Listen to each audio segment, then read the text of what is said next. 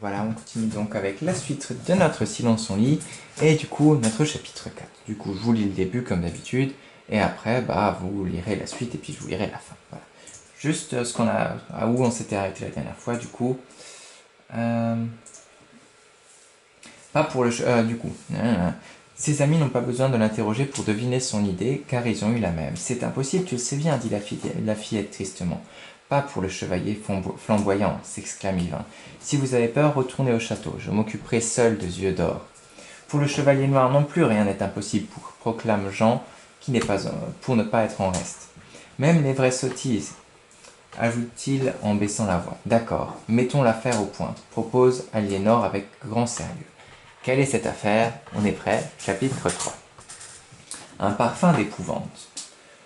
Le portier du château de Montcorbier observe avec amusement les trois enfants de retour dans leur escapade en forêt. La fatigue commence à se faire sentir, à en juger par leur démarche moins rapide. Ils marchent moins vite, ils doivent être fatigués. Surtout chez les garçons qui affichent une superbe mine coquelicot. Ça veut dire qu'ils sont tout rouges. Je vais juste reprendre la suite du texte. Et voilà, on y est presque. Hop, là on est bon. C'est parti. Ah. Hé, les marmots! Qu'est-ce que vous faites donc? Lance-t-il. Rien, soldat Lapouge. On joue, répond Aliénor en franchissant la herse sans s'arrêter. Ils disparaissent dans l'enceinte du château. Mais les revoilà bientôt tirant une petite charrette. Vous allez chercher quoi avec ça? Demande le portier. Des fagots, c'est-à-dire des morceaux de bois pour Suzon. On l'aide, répondit Aliénor. Le pont-levis passé, elle ordonne aux pages de forcer l'allure. Et voilà, qu'est-ce qu'ils vont donc faire avec cette charrue? À vous de le lire, je lis avec vous. Et on se retrouve. Alors je vais vous dire jusqu'où. Voilà. Je vais lire jusqu'à Aliénor, page 34. Aliénor qui observe la scène à l'écart. Voilà.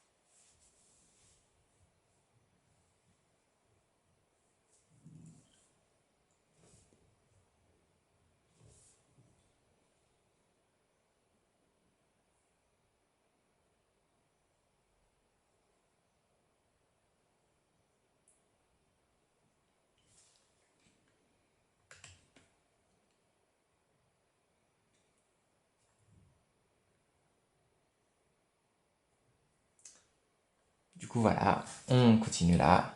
Mort Dieu, qu'est-ce qui leur prend à ces bêtes, s'agace le seigneur. Aliénor, qui observe la scène à l'écart, se précipite vers Yvain et lui glisse à l'oreille. Nous empestons le loup! C'est pour cela que les chevaux s'affolent. Tu as raison, répond Yvain en se reniflant le bras. Son geste n'échappe pas au maître. Un chevalier est désarçonné, tandis qu'un autre ne peut retenir sa monture, c'est-à-dire son cheval, qui part au galop vers le portail. Ma parole, c'est vous qui leur faites peur?